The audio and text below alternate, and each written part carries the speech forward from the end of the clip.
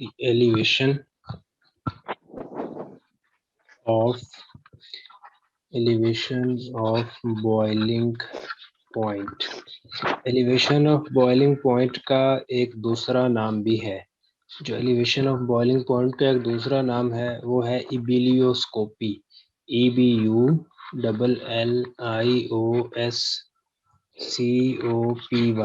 इबिलियोस्कोपी। Elevation of boiling point को हम इबिलियोस्कोपी भी कहते हैं। तो एलिवेशन ऑफ बॉइलिंग पॉइंट का मतलब ये है कि बॉइलिंग पॉइंट का बढ़ जाना, यानी कोई चीज है, कोई लिक्विड है, उसका बॉइलिंग पॉइंट फर्ज करते हैं 20 डिग्री है, उसमें कुछ ऐसा हमने सल्यूट ऐड कर दिया, कोई ऐसी चीज ऐड कर दी जिससे उसका बॉइलिंग पॉइंट 20 डिग्री से बढ़ के 24 डिग्री हो गया, तो ये बॉइलिंग पॉइंट बढ़ गया है, तो एलिवेट हो गया। तो ये कहलाता है एलिवेशन ऑफ बॉइलिंग पॉइंट। इसको हम समझने की कोशिश करते हैं। पास्ट पेपर में एग्जाम में क्वेश्चन आया था एडीएस का, बीएससी का, कि calculation of molecular weight from elevation of boiling point. Question इस तरह आया था, calculation of molecular weight,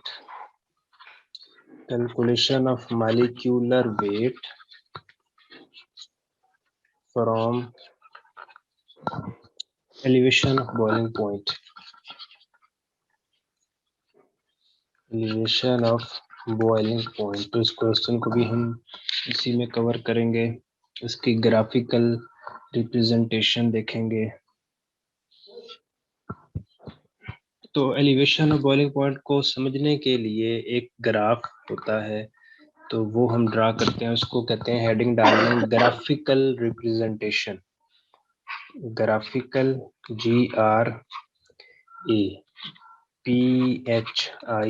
GRAPHICAL, graphical representation, of elevation of boiling point. Graphical representation of elevation of boiling point. तो ये graph भी आप साथ बना लीजिएगा। अब हम ग्राफ बनाते हैं। ये एक, आवाज आ रही है क्लियर? जी। ये एक है वाई एक्सिस और ये है एक्स एक्सिस। एक्स एक्सिस पर हम टेम्परेचर की वैल्यू पुट कर देते हैं, फिर यहाँ टेम्परेचर 0 रख देते हैं, यहाँ टेम्परेचर 100 रख देते हैं, यहाँ टेम्परेचर 200 कर देते हैं, यहाँ टेम्परेचर 300 कर देते हैं, यहाँ टेम्परेचर 400 कर देते हैं, यानी टेम्परेचर बढ़ ही जा रहा है। और जो वाई एक्सिस है उस पे हम वेपर प्रेशर को लिख देते हैं, वाई एक्सिस पे हम वेपर प्रेशर की वैल्यूज को लिख देते हैं। जी। और जो वेपर प्रेशर वाला एक्सिस है उसमें ये जो एक्सटर्नल एटमॉस्फेरिक प्रेशर होता है, किसके बराबर होता है एक्सटर्नल एटमॉस्फेरिक प्रेशर? ये 760 टॉर होता है। 76 टॉर। जी। हाँ, 760 टॉर होता है। तो यहाँ पर एक टर्म हम यूज करते होते हैं केमिस्ट्री में, बॉइलिंग या बॉइलिंग पॉइंट। तो बॉइलिंग पॉइंट की डेफिनेशन है क्या? बॉइलिंग पॉइंट आमतौर पे कहते हैं वो टेम्परेचर, जिस टेम्परेचर पर कोई चीज बॉइल होना शुरू हो जाए वो उसका बॉइलिंग पॉइंट है। तो केमिस्ट्री में बॉइलिंग पॉइंट की जो बेहतर डेफिनेशन है वो ये है कि वो जी। टेम्परेचर जिस टेम्परेचर पर किसी लिक्विड का vapour pressure external atmospheric pressure के बराबर हो जाए, उस टेम्परेचर को कहते हैं बॉइलिंग पॉइंट। यानी वो टेम्परेचर जिस जी। टेम्परेचर पर लिक्विड का वेपर प्रेशर, जब ये लिए एक लिक्विड है, इसको हम हीट करेंगे, इसके नीचे हीट कर रहे हैं, हीट करेंगे तो इस लिक्विड में थोड़ी देर बाद वेपर्स बनना शुरू हो जाएंगे। जैसे पानी के जी। ऊपर हमको भाप नजर आ रही होती है, वेपर्स बनना शुरू हो जाएंगे। तो वो टेम्परेचर जिस टेम्परेचर पर लिक्विड का वेपर प्रेशर बराबर हो जाए एक्सटर्नल एटमॉस्फेरिक प्रेशर के, उस टेम्परेचर को कहते हैं boiling point. The temperature at which vapor pressure of liquid becomes equal to external atmospheric pressure, this temperature is called boiling point। तो वेपर प्रेशर वाले एक्सिस पर हम यहाँ पर एक वेपर प्रेशर लिखते हैं 760 टॉर, यानी कि ये एक्सटर्नल एटमॉस्फेरिक प्रेशर है। पी नॉट इसको कह देते हैं, पी नॉट बराबर है 760 टॉर के। पी नॉट बराबर है 760 टॉर के। और ये वो टेम्परेचर है जिस टेम्परेचर में लिक्विड में बॉइलिंग शुरू हो जाएगी। और इसके बाद 760 से नीचे यहाँ पे प्रेशर कम है, फिर यहाँ पर और कम है, फिर और कम है, यानी मैक्सिमम यहाँ पर है 760, फिर यहाँ पर और कम होता जा रहा है, डिक्रीज होता जा रहा है, प्रेशर डिक्रीज होता जा रहा है, और डिक्रीज और डिक्रीज। यानी अगर यहाँ 760 है तो फर्ज कर लेते हैं यहाँ पर 600 है, फिर 500 है, फिर 400 है, फिर 300 है, फिर 200 है, फिर 100 है, फिर 0 है। यानी मैक्सिमम प्रेशर 760 है और फिर उससे कम कम कम और कम होते जा रहा है। और जबकि वाई एक्सिस पे, एक्स एक्सिस पे ये टेम्परेचर की वैल्यूज है 100 डिग्री, 200 डिग्री, 300 डिग्री, 400 डिग्री। तो अब हम एक ग्राफ बनाने लगे हैं।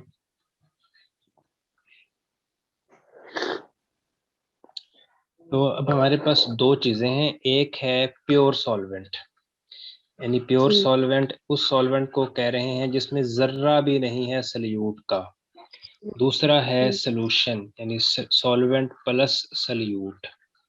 तो प्योर सॉल्वेंट का वेपर प्रेशर ज्यादा होगा या सॉल्यूशन का, क्या ख्याल है?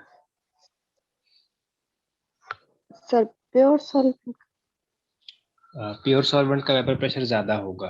कल हमने पढ़ा था ना कि प्योर सॉल्वेंट का वेपर प्रेशर ज्यादा होता है, जब उसमें सल्यूट डाल दें तो वेपर प्रेशर कम हो जाता है। तो हम एक कर्व बनाएंगे पहले, जहाँ पर 760 लिखा हुआ है ना, इसको जरा डॉटेड करके आगे एक्सटेंड करते रहे, जैसे मैं एक्सटेंड कर रहा हूँ। एक्सटेंड करते रहें, इसे बढ़ाते रहें, बढ़ाते रहें, बढ़ाते रहें, बढ़ाते रहें, बढ़ाते रहें, यानी इतना तक बढ़ा दें। अब दो हमने कर्व बनानी है, यानी दो लाइंस खींचनी है। एक लाइन प्योर सॉल्वेंट को इंडिकेट करेगी, दूसरी लाइन सॉल्यूशन को इंडिकेट करेगी। अब एक लाइन मैं खींच रहा हूँ जो प्योर सॉल्वेंट को इंडिकेट करेगी। ये एक कर्व लाइन है,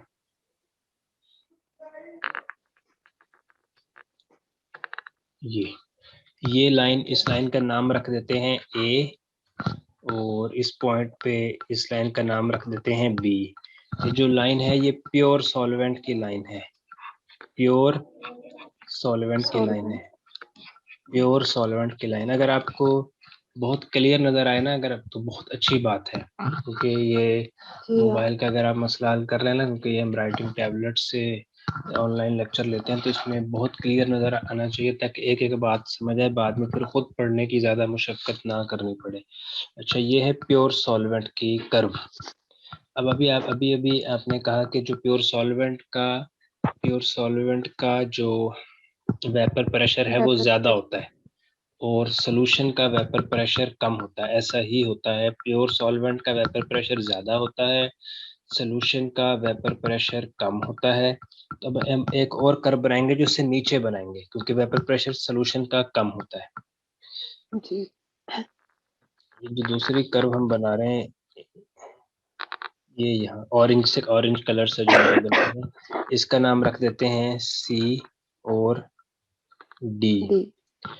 ये सॉल्यूशन की कर्व है, यानी ये सॉल्यूशन को जाहिर करती है, सॉल्यूशन की कर्व है। सॉल्यूशन की कर्व हमने नीचे करके बनाई है क्योंकि इसका सॉल्यूशन का वेपर प्रेशर कम होता है। ये बात लिख लें कि सॉल्यूशन का वेपर प्रेशर कम होता है और सॉल्वेंट का वेपर प्रेशर ज्यादा होता है। और एक और बात लिख लें कि जो सोल्यूशन का बॉइलिंग पॉइंट है वो ज्यादा होता है, सोल्यूशन का बॉइलिंग पॉइंट ज्यादा होता है, सोल्यूशन का बॉइलिंग पॉइंट ज्यादा ज्यादा होता है। हाँ, और जो सॉल्वेंट है उसका बॉइलिंग पॉइंट सोल्यूशन के बॉइलिंग का। पॉइंट की निस्बत कम होता है। तो जी लिख लिया। ठीक है, अब हम ये देखें, ये प्योर सॉल्वेंट की कर्व है पिंक कलर से, जो ये प्योर सॉल्वेंट की कर्व है पिंक कलर से।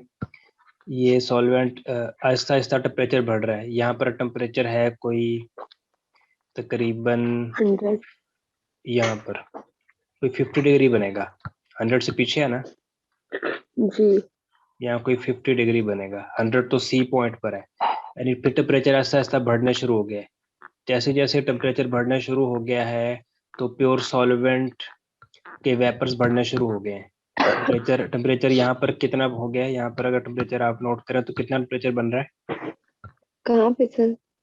इस स्क्रीन पे देखें, मैं ये पेन, यहाँ पे 200 हाँ 200। 200, शाबाश।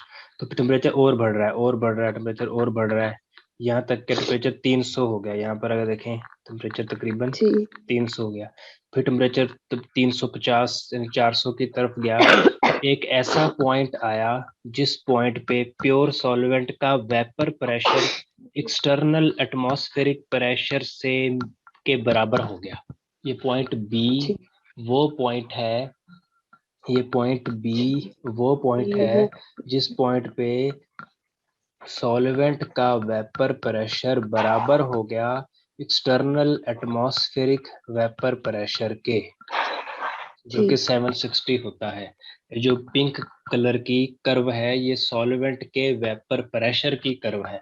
वेपर प्रेशर पॉइंट ए पर सबसे कम था, आहिस्ता आहिस्ता टेम्परेचर बढ़ने लगा, 50 100 150 200, टेम्परेचर बढ़ता चला गया, सॉल्वेंट के वेपर्स बनते चले गए, वेपर प्रेशर बढ़ता चला गया।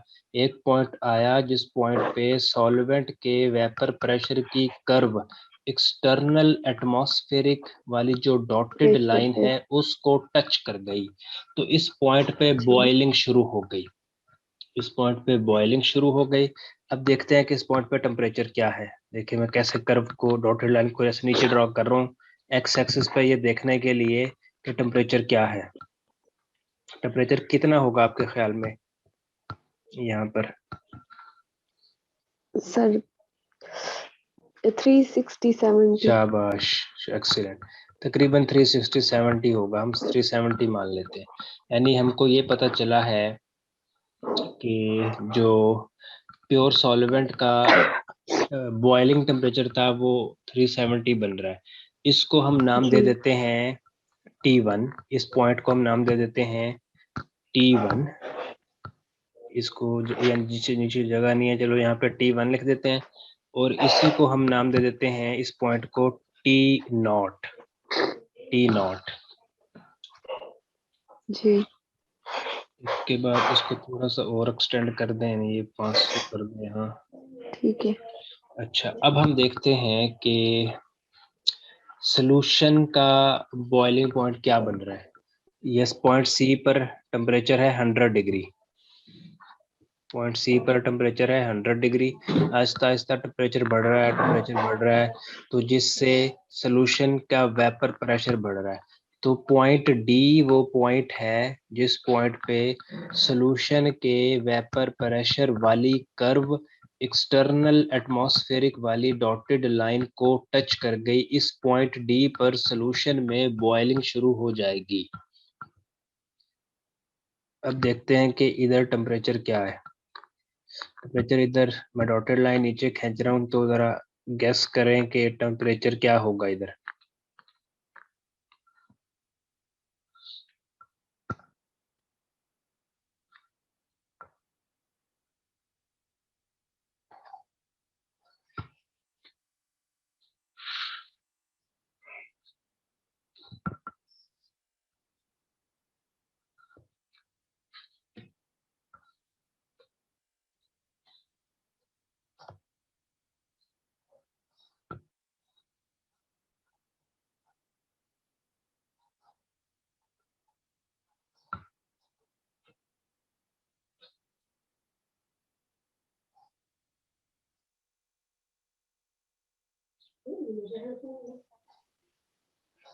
तो आवाज आ रही?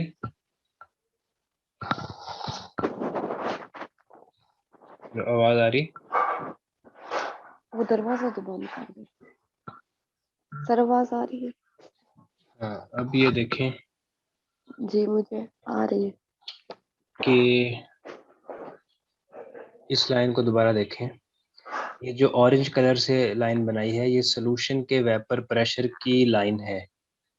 पॉइंट सी पे टेम्परेचर जी 100 डिग्री है, आहिस्ता आहिस्ता टेम्परेचर बढ़ने शुरू होता है, बढ़ता गया। सोल्यूशन के वेपर जी प्रेशर बढ़ता है, एक पॉइंट आता है जिस पॉइंट को पॉइंट डी कह रहे हैं, जिस पे सोल्यूशन की जो कर्व है ये एक्सटर्नल एटमॉस्फेरिक कर्व को टच कर जाती है।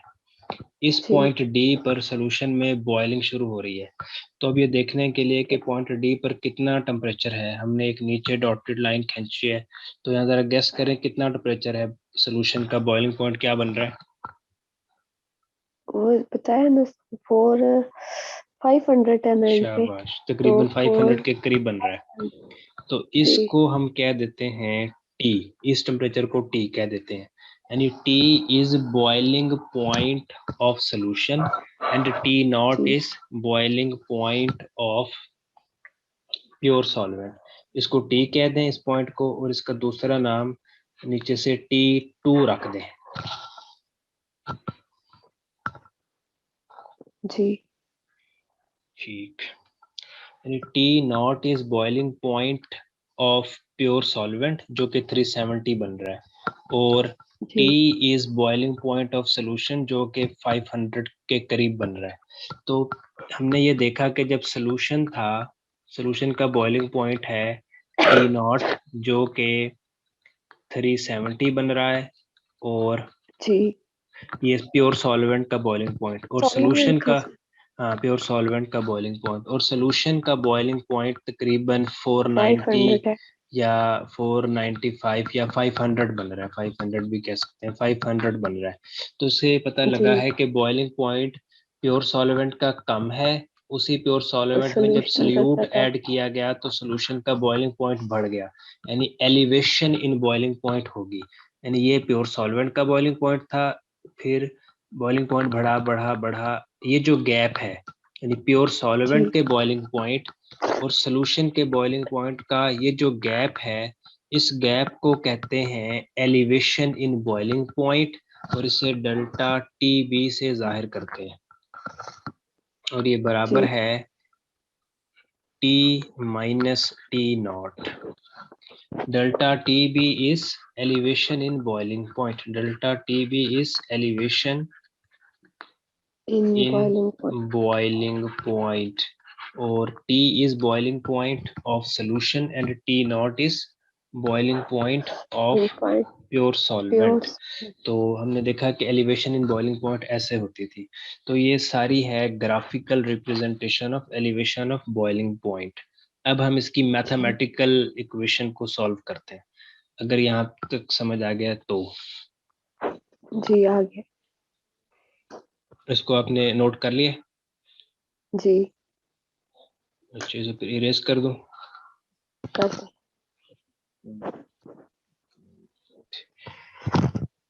अच्छा, ये इसमें दो तीन चीजें फाइनल में एक नोट कर लें, आगे काम आएंगी। कि T1 है boiling point of pure solvent, इसको हमने टी नॉट बोला है, और T2 है बॉइलिंग पॉइंट ऑफ सोल्यूशन, इसको हमने टी बोला है। ये दो चीजें नोट कर लें। सर T1 क्या है? Boiling point of. Pure solvent, ये T1 है ना, ये boiling point of pure solvent, इसको हमने टी नॉट कहा है, और T2 है बॉइलिंग पॉइंट ऑफ सोल्यूशन जिसको हमने टी कहा है। ये जो कॉर्नर पे मैंने चीजें लिखी हैं इसको नोट कर लें। ये स्क्रीन नजर आ रही है? जी इस पे हम लिखते हैं मैथमेटिकल मैथमेटिकल मैथमेटिकल ट्रीटमेंट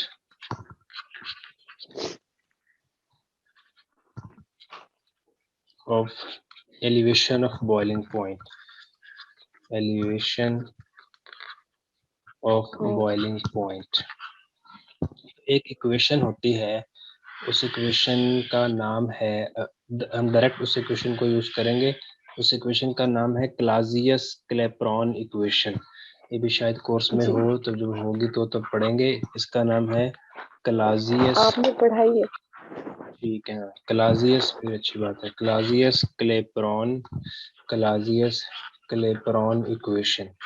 तो क्लाजियस क्लेप्रॉन इक्वेशन की डेरिवेशन हमने की थी। ये जो फाइनल फॉर्म है वो integrated form Clausius Clapeyron equation की वो ये है। We now Clausius Clapeyron equation is like this, natural log P2 over P1 is equal to del HV over R T2 minus T1 over T1 T2। ये क्लाजियस Clapeyron equation है, इसको हम equation number 1 कह देते हैं। अब हमारे पास जो टेम्परेचर था वो हमने T2 को बराबर किया था T के, और T1 को बराबर किया था T0 के। एक तो T2 की जगह पर हमने T लिखना है, T1 की जगह पे T0 लिखना है, और एक काम और करना है कि P2 की जगह पे हमने P0 लिखना है, और P1 की जगह पर हमने P लिखना है। क्योंकि P2 का मतलब है vapour pressure of a solvent, और P1 का मतलब है वेपर प्रेशर ऑफ सॉल्यूशन, और सॉल्यूशन के वेपर प्रेशर को हम P से जाहिर करेंगे, और सॉल्वेंट के वेपर प्रेशर को हम P0 से जाहिर करेंगे। तो above equation becomes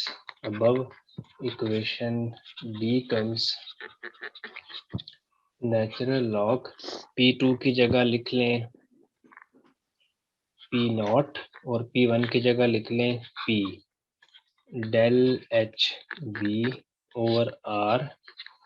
T2 की जगह पे लिख लें T माइनस T1 की जगह पे लिख लें T0, T1 की जगह पर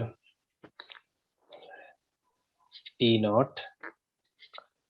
और T2 की जगह पे T1 की जगह पे T0 और T2 की जगह पे T। आवाज आ रही?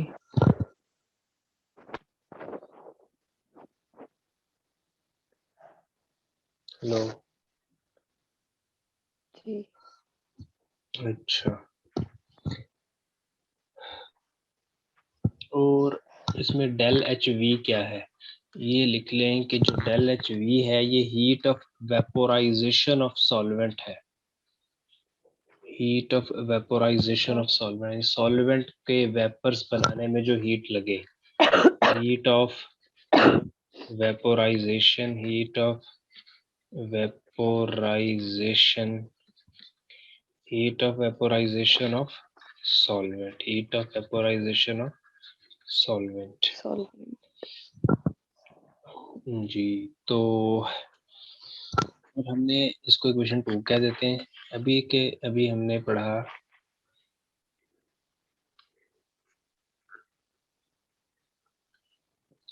अभी जो हमने पढ़ा वो ये पढ़ा, एक चीज हमने ये पढ़ी कि we now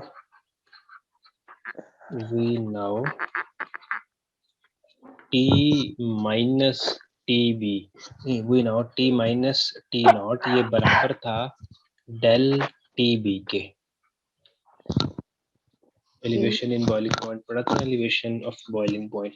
T minus T0 ये बराबर है डेल TB के। तो इक्वेशन 2 को, एक तो इक्वेशन 2 में हम T माइनस T0 की जगह पे डेल TB लिख देंगे। दूसरा एक काम ये करना है कि ये P को ऊपर कर दें और P0 को नीचे कर दें।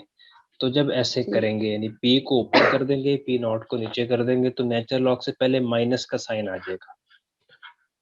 P ऊपर लिख दें और P0 को नीचे लिख दें। जब ऐसे करेंगे तो नेचुरल लॉग से पहले माइनस का साइन आ जाएगा।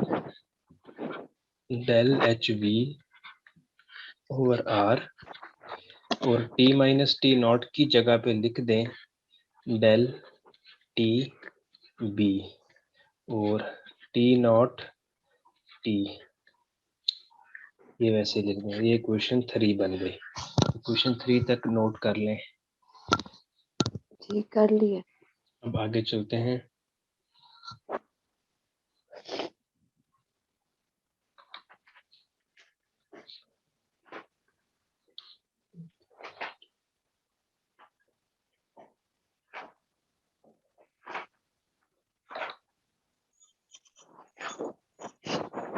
इसको मैं इरेज कर देता हूँ। कर दे।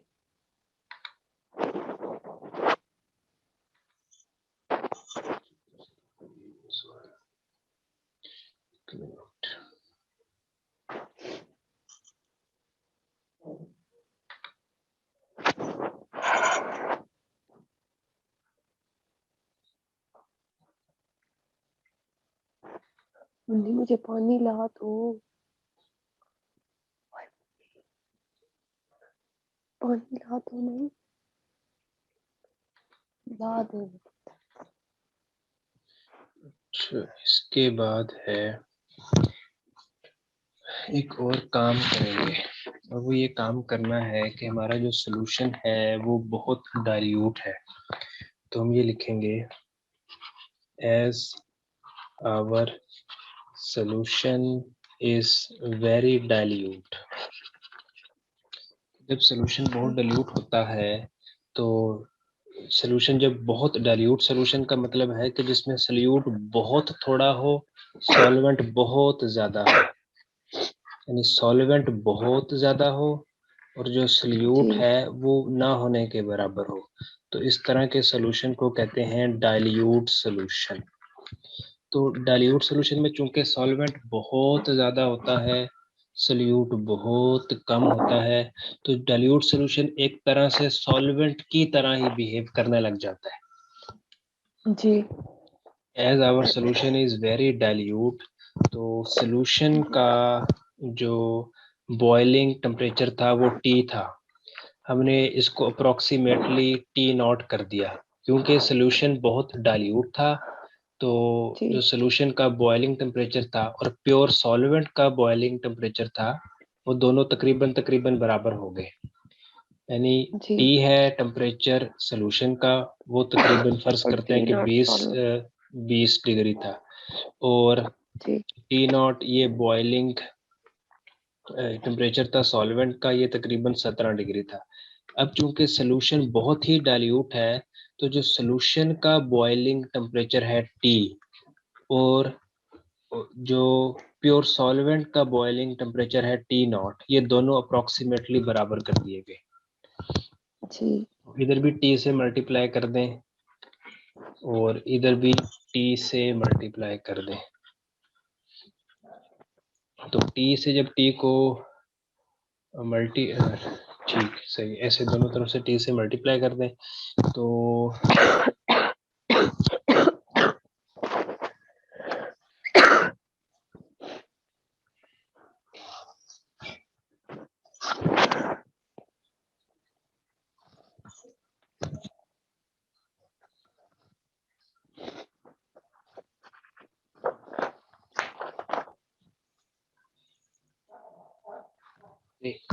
बल्कि T से नहीं, T नॉट से मल्टीप्लाई करना है दोनों तरफ। ये है ना कोई इक्वेशन, इसको इधर भी T नॉट से मल्टीप्लाई कर दें, इधर भी T नॉट से मल्टीप्लाई कर दें, तो ये हो जाएगा T इंटू T नॉट, और ये हो जाएगा T not into T not का मतलब है T नॉट स्क्वायर। तो पीछे जो अभी हमने इक्वेशन लिखी थी वो इक्वेशन ये थी, यहाँ पर हम जरा साइड पे वो इक्वेशन दोबारा लिख देते हैं। वो इक्वेशन ये थी कि minus natural log P over P naught del is H V equal to del HV over R bracket del TB over T into T naught, यही टी इक्वेशन नॉट। थी। जी तो अब हम यूं कर सकते हैं कि जो T इंटू टी नॉट की जगह पे T नॉट स्क्वायर लिख दें, इस इक्वेशन में T इंटू टी नॉट की जगह पे T नॉट स्क्वायर लिख दें। तो इस इक्वेशन को हमने कोई नंबर दिया था, 3 दिया था। 3 दिया था जी। ये इक्वेशन 3 थी। तो हम लिखेंगे कि equation 3 becomes equation 3 becomes minus natural log P over P naught is equal to del HV over R del TB T into T not की जगह पे लिख दें टी नॉट का स्क्वायर। जी। तो इसको इक्वेशन 4 कह दें।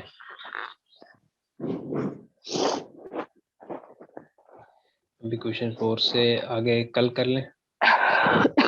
ठीक है, मैं पढ़ाऊंगी, मैं दादी के पास पढ़ना है। चुप हो जाओ, सर कल ही कर लेंगे।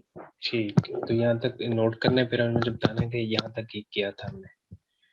ठीक है, ओके।